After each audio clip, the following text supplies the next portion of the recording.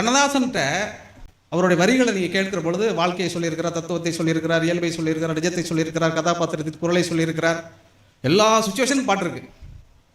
நான் எழுதக்கூடிய எல்லா பாடல்களும் அல்லது எனக்கு முன்னால் எழுதக்கூடிய எல்லா பாடல்களும் எனக்கு பின்னால் எழுத போகிற எல்லா பாடலுக்கும் எல்லா சுச்சுவேஷனுக்கும் அவர் பாட்டு எழுதிட்டார். பாரதிதாசனிடம் கண்ணதாசன் எவ்வளோ எடுத்துக்கிட்டார், பாரதி கிட்ட கண்ணதாசன் எவ்வளோ எடுத்துக்கிட்டாரு, கம்பன்கிட்ட எவ்வளோ எடுத்துக்கிட்டாரு, சங்கப்புலவர்கிட்ட எவ்வளோ எடுத்துக்கிட்டாரு அப்படின்னு ஒரு லிஸ்ட் போட்டிங்கன்னா எவ்வளவு தமிழினுடைய தொடர்ச்சியையும் தொன்மையையும் திரைப்பட பாடல்களுக்குள் கண்ணதாசன் கொண்டு வந்தாருங்கிறது ரொம்ப வியப்பாக இருக்கும். அந்த வியப்பு வந்து நீங்கள் கேட்கிற போதெல்லாம் ஒவ்வொரு முறை கேட்கிற பொழுதும் ஒவ்வொரு மாதிரி இருக்கும். இதுதான் கண்ணதாசனுடைய சிறப்பு. கண்ணதாசனுடைய சிறப்பு மட்டுமல்ல, திரைப்பட பாடல்களுடைய சிறப்பு. சின்ன வயசில் வந்து அழகிய கண்ணேன்னு ஒரு பாட்டு, உதிரி பூக்கள்னு ஒரு படம் வந்தது, நீங்கள் எல்லாரும் கேட்டிருப்பீங்க. அந்த படத்தில் ஒரு பாட்டு இருக்குது, அழகிய கண்ணே அப்படின்னு ஒரு பாட்டு. அந்த பாட்டில் ஒரு வரி இருக்கும், சங்கம் காணாதது தமிழும் அல்ல, தன்னை அறியாதவள் தாயும் அல்ல, என் வீட்டில் என்றும் சந்திரோதயம், நான் கண்டேன் வெள்ளி நிலா அப்படின்னு ஒரு வரி இருக்குது. நீங்கள் நல்லா யோசிச்சு பாருங்கள், சந்திரோதயம்னா என்ன, வெள்ளி நிலான்னா என்ன? என் வீட்டில் என்றும் சந்திரோதயம், நான் கண்டேன் வெள்ளி நிலா. இதை கேட்டுட்டு எனக்கு ஒன்றுமே புரியல. எங்கள் தமிழ் வாசியார்ட்டெல்லாம் போய் கேட்டேன் நான், சார் சந்திரோதயம்னா நிலவுதான்ப்பா, வெள்ளி நிலாவும் நிலவுதான்ப்பா, அப்போ ஏன் சார் ரெண்டு மாற்றி எழுதுறாரு? இது வந்து ஒரு 10 வருஷத்துக்கு கேள்வி என்கிட்ட. நான் வந்து எதை படிக்கும் போதும் நிலவு பற்றி எத்தனை கவிதை வந்தாலும் என் வீட்டில் என்றும் சந்திரோதயம், நான் கண்டேன் வெள்ளி நிலா. கண்ணதாசனுடைய சிறப்பு என்பது வரிகளை வாழ்வை சொன்னாருங்கிறது மட்டும் கிடையாது, இந்த மாதிரி நுட்பமாக சில ஓமைகளை கதாபாத்திரத்தோடு சேர்த்து பொருத்துவார். கதாபாத்திரத்தோடு சேர்த்து பொருத்துறதுனா என்னென்னா, எந்த இடத்துல எந்த சொல் சரியாக இருக்கும் என்பது வேற, உங்களை சிந்திக்க தூண்டுவதாக இருக்கும், திரும்ப நீங்கள் யோசிச்சு பார்த்தா அதுக்கு பொருத்தமானதாக இருக்கும். அதுதான் ரொம்ப முக்கியமானது. இப்போ நாங்கள் சினிமா பாட்டு எழுதிட்டு இருக்கும்பொழுது இந்த கொஞ்ச நேரம்னு ரஜினிக்கு ஒரு பாட்டு எழுதினேன் சந்திரமுகியில்.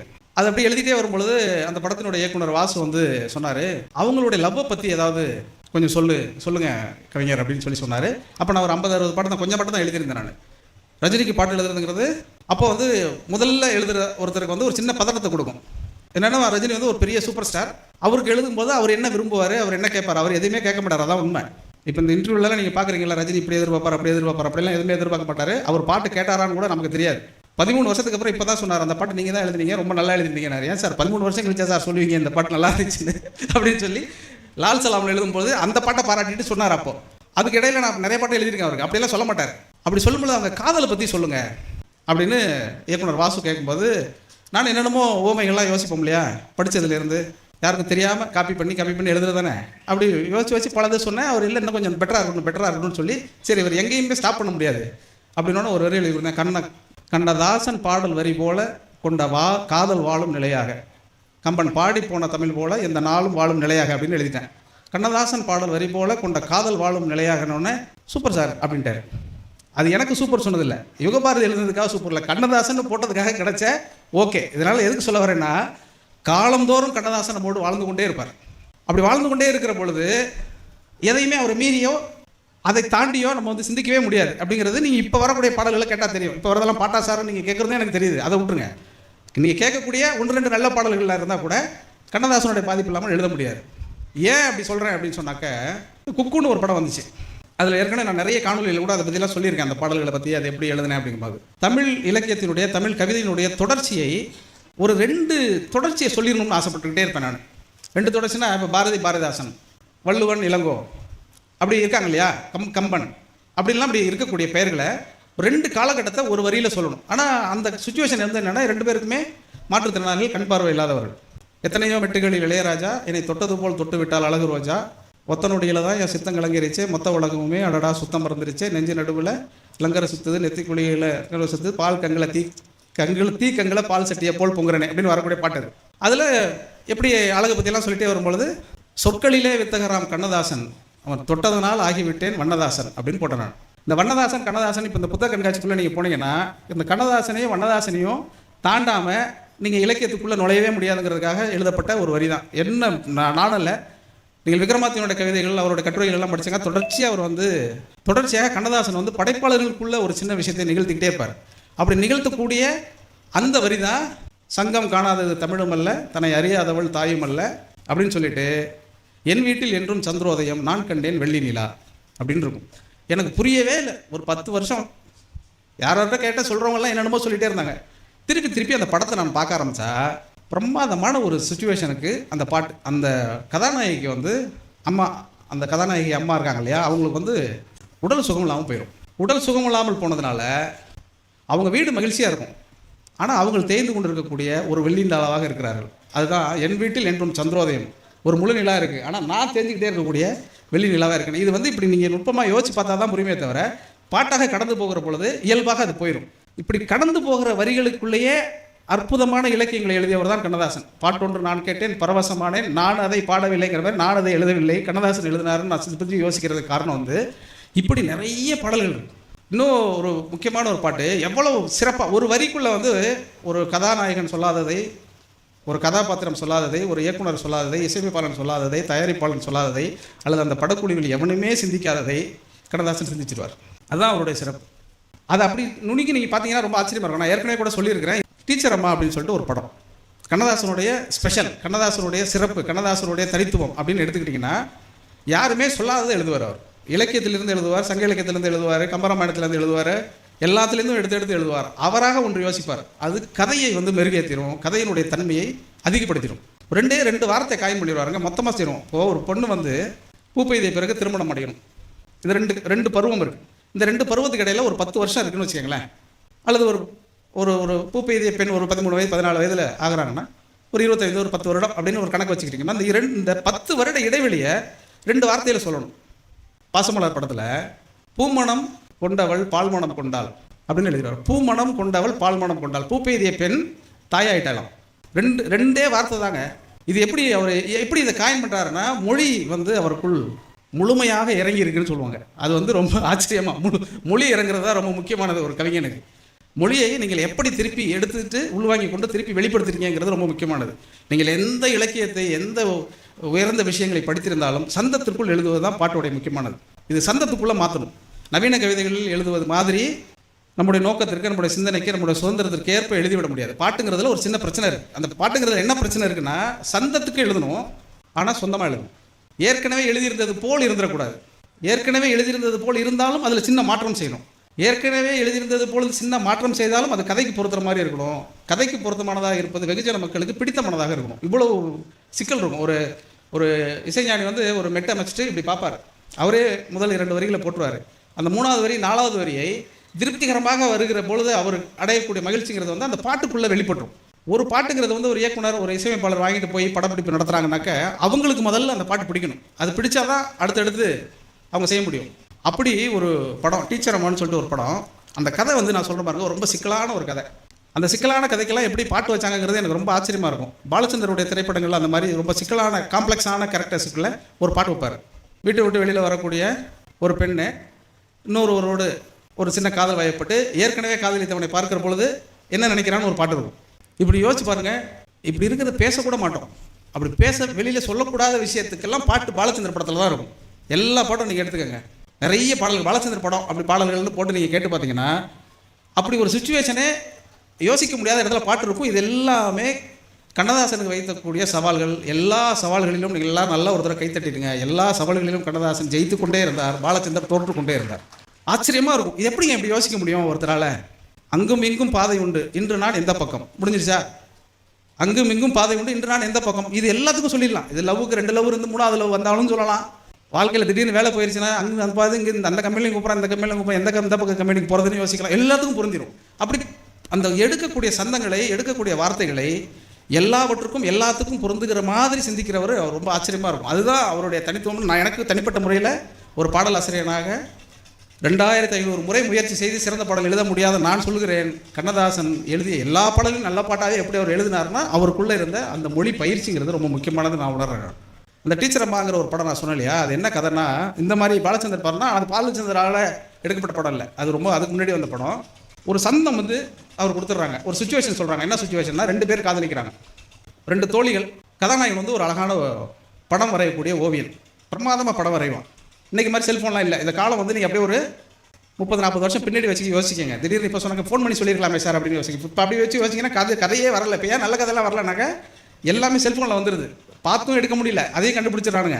யோசிச்சு எடுத்தாலும் இது என்ன படமான்னு சொல்லிட்டு ஃபேஸ்புக்கில் போட்டு திட்டிடுறானுங்க. அதனால் எதையுமே எடுக்க முடியாதனால என்ன படம் எடுக்கிறதுங்கிற குழப்பத்தில் தான் எல்லா பெரிய டைரக்டரும் படம் எடுக்க முடியாமல் தவிச்சிட்டு இருக்கிறாங்க. ஏதாவது ஒரு சின்ன இளம் பசங்கள் நாவல்களிலிருந்து அந்த தாக்கத்தின் பேரில் இப்போ எடுக்கக்கூடிய படங்கள் தான் முக்கியமான படங்களாக மாறிக்கிட்டு இருக்குது. இதெல்லாம் கட் பண்ணிடாதீங்க, இதெல்லாம் கட் பண்ணி போட்டுறாதீங்க.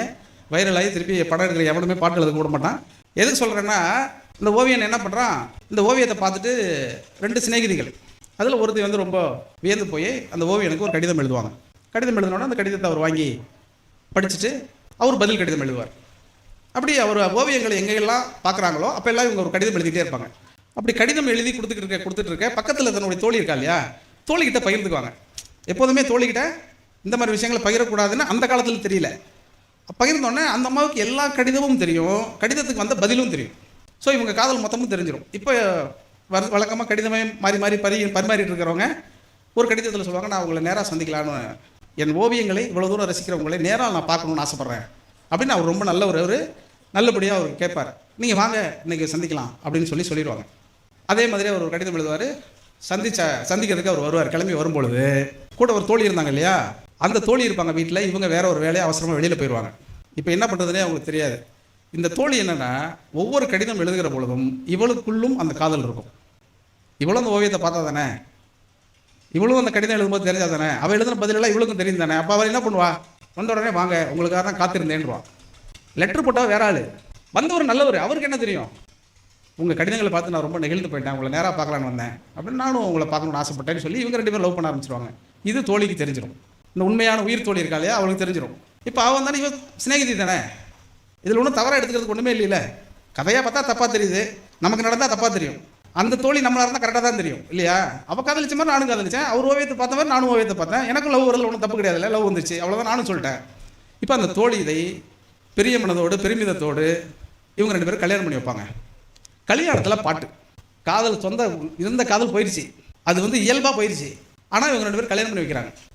அந்த சுச்சுவேஷனுக்கு ஒரு பாட்டு எழுதணுங்க. என்ன எழுதிட முடியும், நீங்கள் தமிழ் இலக்கிய பரிச்சயம் இல்லாமல், தமிழ் இலக்கியத்தை பக்தி இலக்கியத்தை நுட்பமாக வாசிக்காமல் அப்படி ஒரு பல்லவியை எழுதவே முடியாது. கண்ணதாசன் எழுதுறாரு, சூடி கொடுத்தவள் நான் தோழி, சூட்டி கொண்டவள் நீ வாழி.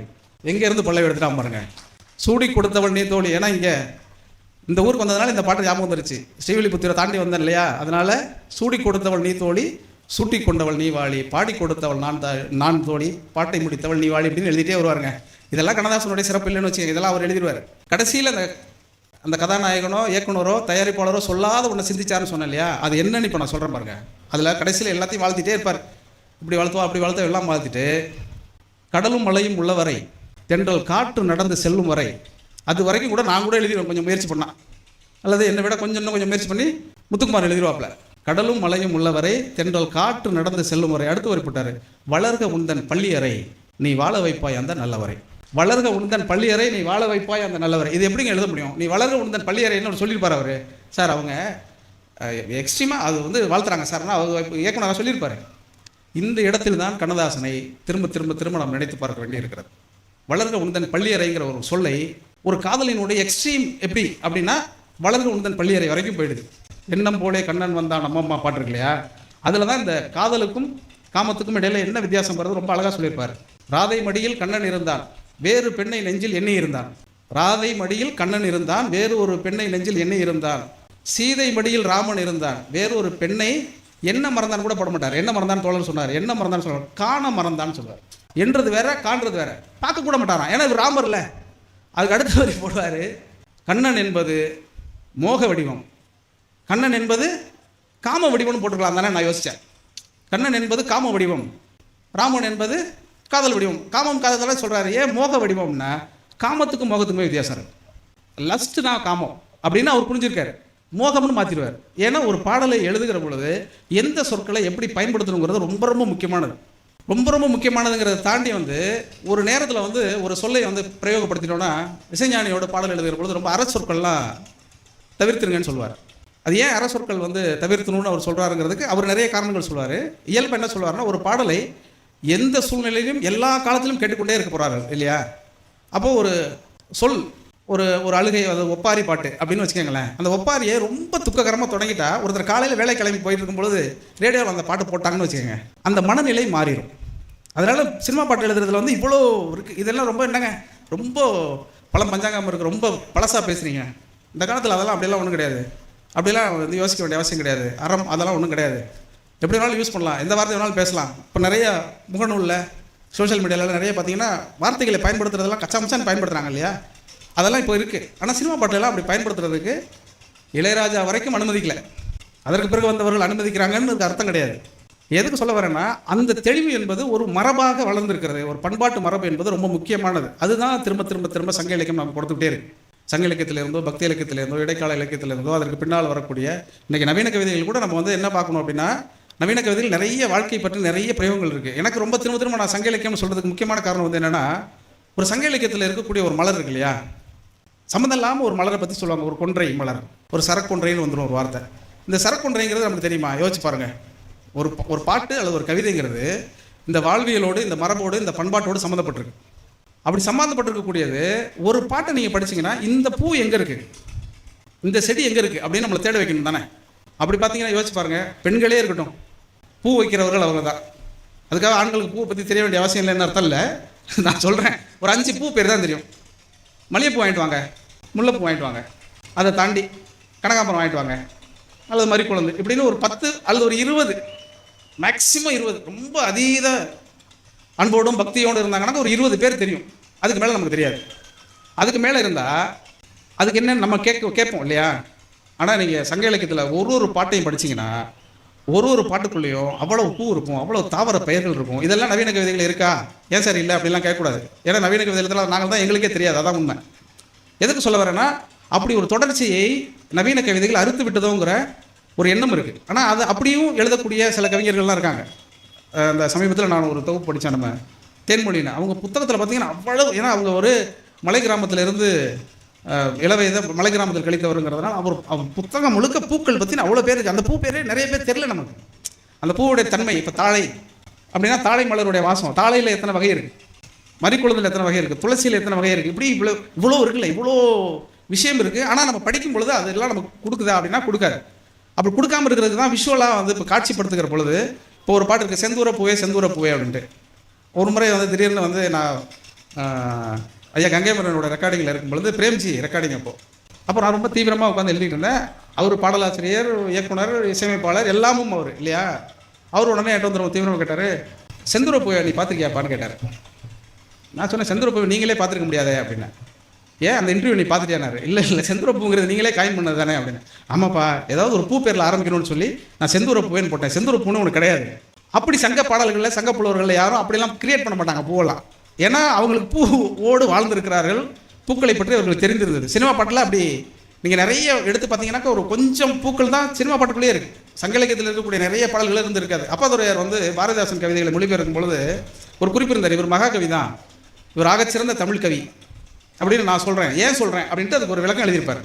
அந்த விளக்கத்தை படிச்சிங்கன்னா ரொம்ப பெருமைப்பாக இருந்தது. அவருடைய ஒரு கட்டுரையை மொழிபெயர்க்கிறார், ஒரு கவிதையை மொழிபெயர்க்கிறார். அந்த கவிதையை மொழிபெயர்க்கும் பொழுது ஒரு வரி வருது, சரக்கொன்றை படம் பொறித்த கட்டில் அப்படின்னு இருக்கு. இந்த சரக்கொன்றை படம் பொறித்த கட்டில் அப்படின்னா, இந்த சரக்கொன்றை எப்படி இங்கிலீஷில் டிரான்ஸ்லேட் பண்ணுறது, அது கட்டிலில் இருக்குங்கிறத எப்படி சொல்கிறது அப்படிங்கிறத டிரான்ஸ்லேட் பண்ண முடியல அவரால். அவர் என்ன சொன்னார், ஒரு ஆகச்சிறந்த பாட்டு, ஒரு ஆகச்சிறந்த கவிதை என்பது இன்னொரு மொழிக்கு பெயர்க்க முடியாமல் இருப்பது. அதுதான் தமிழினுடைய தனித்துவம். இன்னொரு மொழிக்கு பெயர்க்க முடியாமல் இருக்கும், அது சிறந்த கவிதை அப்படின்னு அவர் சொல்லியிருக்கிறார். அதே மாதிரி ஒரு சிறந்த பாட்டுக்கு என்ன உதாரணம், வளர்க உந்தன் பள்ளியறை அப்படின்னு சொன்னேன் இல்லையா, அது ஒரு வகை. இன்னொரு வகை விஷுவலாக நீங்கள் எடுக்கவே முடியாதுதான் சிறந்த பாடல். கண்ணதாசனுடைய நிறைய வரிகளை விஷுவலாக நீங்கள் எடுக்கவே முடியாது, உணர்ந்துக்கலாம். உன்னையெல்லால் வேறொரு பெண்ணை உள்ளத்தினாலும் தொட மாட்டேங்கிறத எப்படிங்க காட்டுவீங்க? இன்றைக்கி வேணால் கிராஃபிக்ஸில் நெஞ்சுக்குள்ளே மூஞ்சி வெளியில் போய் வர மாதிரி நீங்கள் எடுக்கலாம். ஆனால் நீங்கள் உணர்ந்துறீங்கல்ல, உன்னையெல்லால் வேறொரு பெண்ணை உள்ளத்தினாலும் தொட மாட்டேன், இதுக்கு விஷுவலே பண்ண முடியாது. அந்த மாதிரி வரிகளை கிரியேட் பண்ணுவது தான் உருவாக்குனது தான் கண்ணதாசனுடைய சிறப்பு. அப்படி கண்ணதாசன் மட்டுமல்ல, கண்ணதாசனுக்கு முன்னாடி ஒரு பெரிய மரபு இருக்குது. நீங்கள் கண்ணதாசன் என்று நம்ம நிறைய பரவலாக அவர் நிறைய பாடல்கள் எழுதியதனால் சொல்கிறோமே தவிர, இந்த மரபை அவர் எங்கிருந்து பெற்றார்னா 2 பேரிடமிருந்து பெற்றார். ஒருவர் கவி கேபி காமாட்சி சுந்தரம் என்பவரிடமிருந்து பெற்றார். அவருடைய பாட்டை நீங்கள் போய் அவசியம் கேளுங்க. இன்றைக்கி காணொலியில் போன உடனே நீங்கள் மொத்தமாக எல்லா பாட்டும் கேட்பீங்க. நான் சொல்கிறதெல்லாம் அவருடைய பாடல்களை கேளுங்கள். அதே போல் மருதகாசியினுடைய பாடல்களை கேளுங்கள். இந்த மருதகாசியும் கேபி காமாட்சியும் கொடுத்த மரபு தான் கண்ணதாசன் தன்னுடைய மரபாக ஆக்கி கொண்டார். நிறைய எழுதியதனால் அவர்கள் இருவர் பெயரையும் நாம் அதிகமாக சொல்வதில்லை. அவங்க மறைக்கலன்னு சொல்ல, நான் மறைச்சிட்டாரு அப்படிலாம் மறைஞ்சிச்சு அப்படிலாம் சொல்ல மாட்டேன், நாம் அறிஞ்சிக்கல, அவ்வளோதான். ஏன் மருதகாசியை சொல்கிறேன் அப்படின்னு சொன்னால், மருதகாசியோடைய ஒரு பாட்டு இருக்குது, நீலவர்ண கண்ணாவாடா நீ ஒரு முத்தம் தாடான்னு ஒரு பாட்டு இருக்குது. அந்த பாட்டை நீங்கள் கேட்டு பாருங்கள். அந்த பாட்டை விஷுவலே பண்ண முடியாதுங்க. ஏன்னா அதில் ஒரு வழி இருக்குது. அதாவது வாதை செய்யும் தென்றல் காற்றே அப்படின்னு வரும். வாதை செய்யும் தென்றல் காற்றே என் குழந்தைய வந்து வாட்டிடாத, தடை செய்வேன் தாளை போட்டு முடிந்தால் உன் திறமை காட்டு அப்படின்னு ஒரு குழந்தைய வச்சுட்டு தாளாட்டு பாடக்கூடிய ஒரு பாட்டுங்க அது. வாதை செய்யும் வாடை காற்றே நியாயமல்ல உந்தன் செய்கை, தாளை இடுவேன் தாளிடுவேன் முடிஞ்சால் நீ வந்து இது பண்ணி. அதாவது என்னென்னா அதாவது எப்படி அது கேஷுவலாக இருந்ததுன்னா, இந்த குளிர்ந்த காற்றே நீ வீசாத, என் குழந்தை தூங்கிட்டு இருக்கு, நீ வந்து எழுப்பினேன்னு அவ்வளோதான் உன்னை நான் கொண்டுருவேன் அப்படின்னு தாய் வந்து காற்றை மிரட்டுற மாதிரி இருக்குது. இது எப்படி விஷுவல் பண்ணுவீங்க? இந்த பாட்டை நான் வந்து முதல்ல விஷுவலாக பார்க்காம ரேடியோவில் கேட்டுட்டு விஷுவலாக எப்படி எடுத்திருப்பாங்க. ஆனால் அந்த இயக்குனரையும் நம்ம கைதட்டி உற்சாகப்படுத்தணும், நாம் உற்சாகப்படுத்திக்கணும். அவர் உற்சாகப்படுத்த முடியாது, அவர் இல்லை இப்போது. உற்சாகப்படுத்தணும். எதுக்காக சொல்கிறேன்னு சொன்னால், அதுக்கு ரொம்ப பிரமாதமாக ஒரு காட்சி எடுத்துருப்பாருங்க. ஒரு ஜன்னல் பக்கத்தில் அந்த குழந்தைய தூங்க வைக்கிற மாதிரி போய் தடை செய்வேன் வாடை செய்யும் வாடை காற்றே நியாயமல்ல உந்தன் செய்கை, தடை செய்வேன் தாளை போட்டு முடிந்தால் உன் திறமை காட்டணுன்னே ஜன்னல் இழுத்து மூடுற மாதிரி வச்சுருப்பார். காற்று வராமல் இருக்கிறதுக்கு ஒரு விஷுவல். இதுவே ரொம்ப முயற்சி பண்ணி எடுத்தது தான் அது. ஆனால் முடியல பார்த்தீங்களா அது விஷுவலாக. நான் வந்து இந்த பல்லாங்குழியில் வட்டம் பார்த்தேன் எழுதினோடனே அதில் ஒரு வரி இருக்கும், கடவுள் வந்து கேட்டால் கூட காணிக்கை இட மாட்டேன். பல்லாங்குழியில் வட்டம் பார்த்தேன் ஒட்டை நான் எழுதிட்டு, இந்த கடவுள் வந்து கேட்டால் கூட காணிக்கை இட மாட்டேங்கிறத இவங்க விஷுவல் பண்ண முடியாதுல்ல. நானே ஒன்று நினச்சிக்கிட்டே தானே, அப்போ பாட்டு முதல் பாட்டு அது விஷுவல் பண்ண முடியாத அளவுக்கு நம்ம எழுதணும் அப்படின்ட்டு எழுதிட்டேன். இது எப்படி எடுத்திருப்பாங்க? எனக்கு வந்து பெரிய ஆச்சரியம் வந்து அந்த பாட்டு வெற்றி அடையும், அது வந்து அந்த படத்தில் இருக்குமான்னு கூட தெரியாத சூழல் அது. ஆனால் என்ன பண்ணியிருப்பாங்கன்னு போய் பார்த்தாக்கா ரொம்ப பிரமாதமாக லிங்குசாமி எடுத்திருந்தாரு. ஒரு பிள்ளையார் சிலையை வச்சு நடுப்புற ஒரு சந்தனத்தை வச்சு சந்தனத்துக்குள்ளே ஒரு ரூபா காசை வச்சு எடுத்துட்டார். நான் யோசிச்சு இப்படி கூட யோசிச்சு ஒரு விஷயம் எடுத்துட முடியுமா அப்படின்னு. எதுக்கு சொல்கிறேன்னா, இந்த பாட்டு எழுதி முடித்த பிறகு எங்களுக்கு இருக்கிற பெரிய பிரச்சனை வந்து என்னென்னா, இது இவங்க எப்படி விஷுவல் பண்ணுவாங்க. பையையோ ஆனந்தமேன்னு ஒரு பாட்டு இருக்குன்னு வச்சுக்கோங்களேன், இது எழுதி முடிச்சு நம்ம வந்துடுவோம். பெரிய கனவு. இப்போ நீங்கள்லாம் பாட்டு கேட்டுருவீங்க, படம் வந்தோடனே படத்தை பார்த்துருவீங்க. எனக்கு நம்ம எழுதுனதை இவங்க எப்படி எடுத்திருப்பாங்க அப்படிங்கிற ஒரு இடம் இருக்குது. அதை எடுக்க முடியாத மாதிரி மேக்ஸிமம் எழுதுறது. அப்படி எடுக்க முடியாத வரிகள் எல்லாம் டைரக்டர் உட்காந்துட்டு இது வேணாம் சார் கொஞ்சம் வேறு மாதிரி எழுதிக்கோமான்னு கேட்கும்போதே நமக்கு தெரிஞ்சிடும் விஷுவல் எடுக்க முடியாதுங்கிறதுக்காக ஆள் கட் பண்ணுறாண்டா நம்ம வரியா அப்படின்ட்டு. அது எதுக்குன்னா, அந்த மாதிரி ரொம்ப கவித்துவமான வரிகள் சில சமயம் வருகிற பொழுது இசையமைப்பாளர் இயக்குனர்கள் இந்த வரி வேணாம்னு சொல்லுவாங்க. நம்ம உடனே நினச்சிக்குவோம் இவனுக்கு வந்து இலக்கிய பரிச்சயம் இல்லை, தமிழ் சினிமாவில் நல்ல பட்டம் வராதுக்குன்னா இந்த மாதிரி ஆள் தான் காரணம்னு வெளியில் வந்து இன்டர்வியூலாம் கொடுப்போம். ஆனால் உண்மை என்னென்னா, இதை விஷுவலாக மக்களிடம் கடத்துவதற்கு அவர்களுக்கு இருக்கக்கூடிய சிரமத்தை நம்ம புரிஞ்சுக்கணும். இதை தாண்டி இடையில் இது மாதிரி ஒரு வரி வருகிறது. ஒரு இசைஞானியிடம் நான் சொன்னேன், ஐயா இது நல்லா இருக்கு, ரொம்ப நல்லா இருக்குது, அதனால தான் வேணான்னு சொல்கிறேன் அப்படின்னாரு.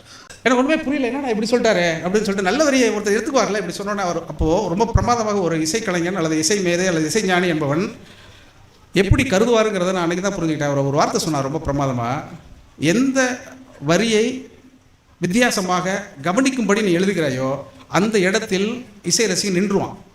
சிறப்பாக இருக்குன்னா அந்த இடத்துல நின்றுவான். அதற்கு பின்னால் வாசித்த வயலின் கலைஞனோ தபேலா கலைஞனுடைய உழைப்பு இருக்கு இல்லையா, அது கேட்கப்படாமல் கவனிக்கப்படாமல் போயிடும்.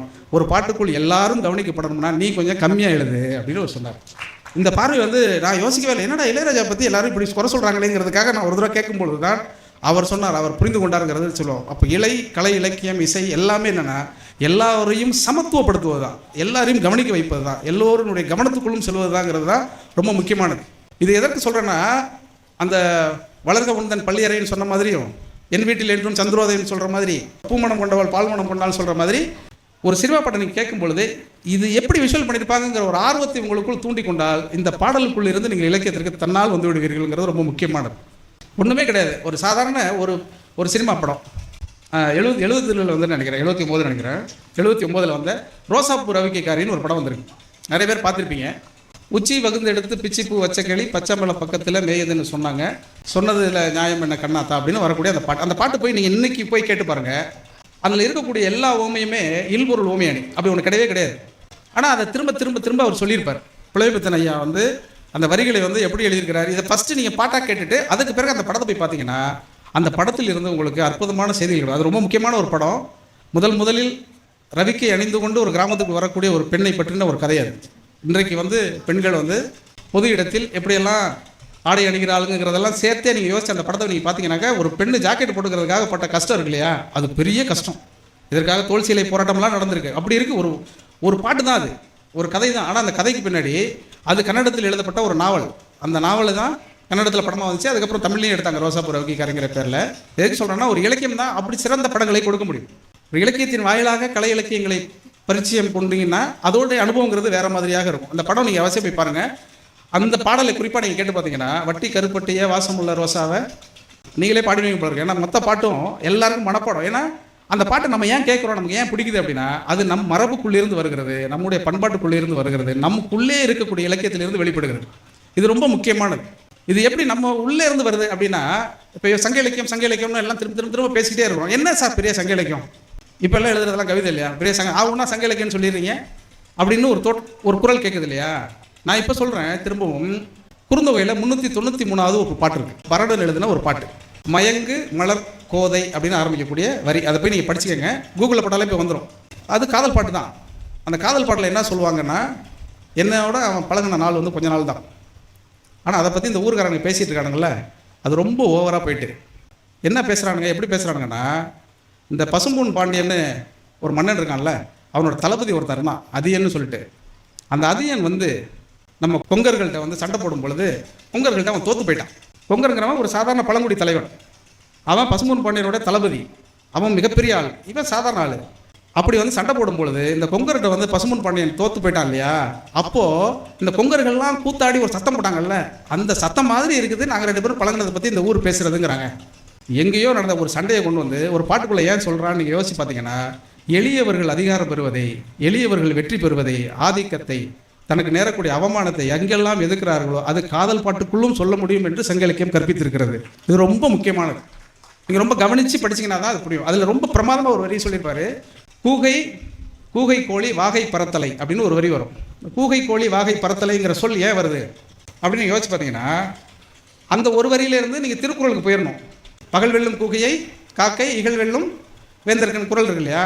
அப்போ கூகைக்கு வந்து பகலை கண்ணு தெரியாது, கூகை கோழி பறத்தலைனா நைட்டில் போய் சண்டை போட்டுருப்பானுங்கன்னு அர்த்தம் இல்லையா? நைட்டில் சண்டை போட்டிருக்கானுங்க. அப்போ வந்து இந்த சம்பவம் நடந்திருக்கு, இவங்க ஜெயிச்சிருக்காங்க. நைட்டில் போய் எதுக்கு இவன் சண்டை போட்டான்னா, அவன் படைபலத்தோடு இருக்கிறவன் யார்? பசும்பொன் பாண்டியன் வந்து படைபலத்தோடு இருந்ததுனால எளியவர்களை போய் நைட்டில் போய் அடிச்சிருக்கிறான். அமெரிக்காக்காரன் திடீர்னு நைட்டில் கொண்டு போடுவான் பார்த்துருக்கீங்களா? அது மாதிரி தப்பாக பண்ணதுனால அவனை ஜெயிச்சிட்டான். ஏன் ஜெயிச்சிட்டானா, சாதாரணமாக இருக்கிறவன் இருந்தால் கூட தப்பாக ஒரு மன்னன் இருந்தானா அவன் எவ்வளவு பெரிய அதிகாரத்தில் இருந்தாலும் வீழ்த்தப்படுவான். எந்த அதிகாரத்தில் இருந்து கொண்டு எளியவர்களுக்கு மீது ஜிஎஸ்டி தொகை தராமல் இதை தராமல் எல்லாம் இருக்கிறார்களோ அவர்கள், இது அரசியல் கிடையாது, நீங்கள் பாட்டு கைத்தட்டி ஏதாவது ஒரு சிக்கல் ஏற்படுத்தாரு. அதிகாரம் என்பதை எதிர்நோக்குகிற ஒரு மரபை, அதிகாரத்தை எதிர்த்து போரிடுவது என்பது தான் தமிழ் மரபினுடைய அடிப்படையாக இருந்திருக்கிறது. எனவே என்குலம் என்றுனை தன்னிடம் ஒட்டிய மக்கள் பெருங்கடல் பார்த்து மகிழ்ச்சி கொள், அறிவை விரிவு செய்ய அகண்டமாக்கு, விசால பார்வையால் விழுங்கும் மக்களை மானிட சமுத்திரம் நான் என்று கூவு. நன்றி, வணக்கம்.